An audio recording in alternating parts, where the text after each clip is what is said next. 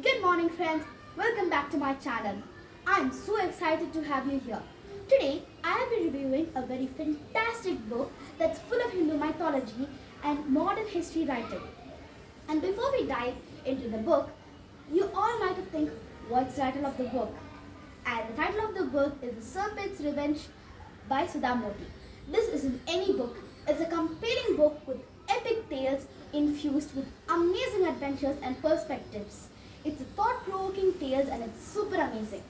Anyways, let's not waste any time further and dive into the story. So The Serpent's Revenge is a book that contains 25 stories. Out of all of them are about Hindu mythology. Anyways, I can't summarize all 25, can I? So that's why I'm going to summarize two of my most favorite stories in this book.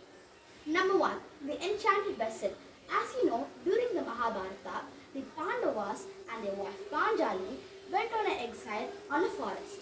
But since forests did not have proper food source, the eldest brother Yudhishthira prayed to the sun god for help.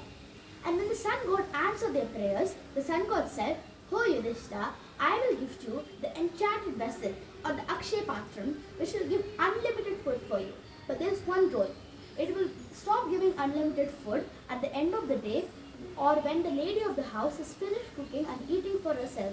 Yudhishthira listened to his steps carefully and said, "Okay, sun god, I will follow it."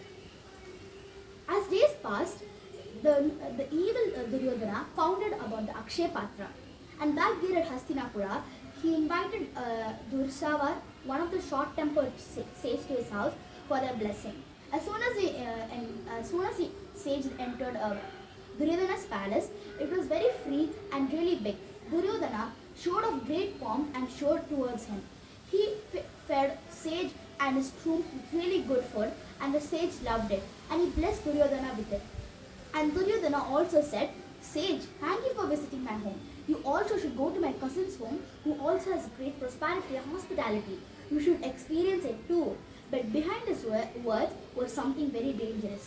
As you know, Duryodhana is not a good person. He was planning for a curse of the Pandavas. Since you know, he told the sage to go between 4 o'clock. But at that time, Draupadi had been finished making all the food for the Pandavas and herself. So when Durvasi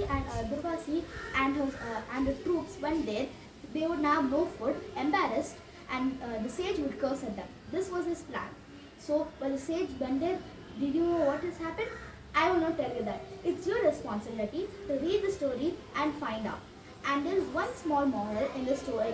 The moral of the story is that faith is one of the most important things and should never be disbelieved. Anyways, the second story I'm going to tell is the Ring of Memory. Long, long ago, there lived a king who was so impressed in meditation that he wanted to become a sage himself. Lord Indra looked at the sage with all his precision eye. He found out the sage was more in belief of devotion, and he was scared that the sage would overtake him. So he sent Meenanaka, one of the most beautiful celestial dancers, down to earth to distract him. When the sage's eyes fell on Meenanaka, he was very, very impressed by her beauty. The couples lived a happy life until they got a baby girl. When the baby girl was born, the sage reminded himself that having a baby girl and having this life wasn't for him. He was supposed to be a sage and follow the meditation, but since he forgot it, he cursed at Meenanaka and said, "You lady, you have distracted me from my prayers, and now onwards you will be the sole responsibility for this child. I do not care how the child goes or you go. I just want you to take care of the child," he said harshly towards her. The poor Meenanaka looked at the child with disgrace. She told that, "Oh, I am from Indraprastha, Indra's land. How will I take a child there? Humans are not allowed there." With grief, she prayed to God and said, "Oh dear child, I will give you this ring and keep you under this tree. Whenever you need help, you can take this ring and press it." With that, she kept the child under the tree, and the birds and the trees looked after her. Now, do you know what will happen to the baby child? What's her name? No, yes, I'm not going to tell this, and you're going to find it by the story. Now, these are the two stories, and this is how the concept of the book will go. Anyways, the moral of the story is that small beginnings often end up with big effects and challenges. Anyways, for the review part, this book was really short and contains 25 stories, and it was very amazing. All stories have moral reasons and morals, and I really expect you to read this book. And it's also available in Amazon, the series of it, either if you want to buy with the series or alone, or you can just go to Google and type up this book. You'll get a PDF form which you can read online too. If you have a Kindle, that'll be more easier.